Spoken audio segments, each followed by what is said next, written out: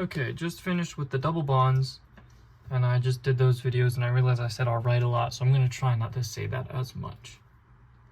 So you learned how to do double bonds, and one thing I forgot to mention is triple bonds are exactly the same. You add a third line, take 2 away from, the outer shell, and then it's giving 6 to each, okay? Now, one thing you need to learn about double bonds is a little something called resonance structures, okay? And basically what it means is like you can draw something more than one way, 2, 3, up to like 6 different ways, but they all mean the same thing. So I have O3 here, and I'm going to show you how it is a resonance structure. So let's say you go through the process. I'm going to skip all the steps for it. Let's say you go through the process and you build your Lewis structure. It's going to end up looking something like this. Also, sorry, my handwriting might not be as good as the last videos because I accidentally cut my finger open. But you got this, okay? Now, if you'll notice, you could also just draw it like this.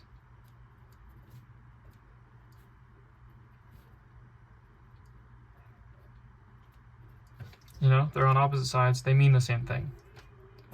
So you use this double-sided arrow to show that they mean the same thing. These are resonance structures. And you're like, okay, well, what if the thing you're drawing, it is one of those, but you don't know which one it is in real life, You don't know if the actual atom you're checking has the double bond on the left or the right atom. You're gonna draw what is known as the resonance hybrid, okay? So literally, all that is you take your bonds like that. You're gonna pretend to remove both of them, all right? But instead of turning them into double bonds, you're gonna turn them into dotted lines, showing that either or could be the one, but one of them isn't, okay? So that is our resonance hybrid. I don't know if this is super important. It doesn't lead into anything special.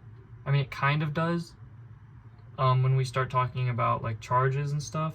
But my understanding of these type of questions is it's kind of background knowledge and something she might put on the exam. She might be like, oh, show me the resonance hybrid of O3. And you draw this guy, okay? And sometimes they can be more complicated. Like for example, there's this really big one. You got an H here, connected to a C, which is connected to a C, which is connected to another C. You got another C, another one, another one, another one. All right, each of these guys has their little H.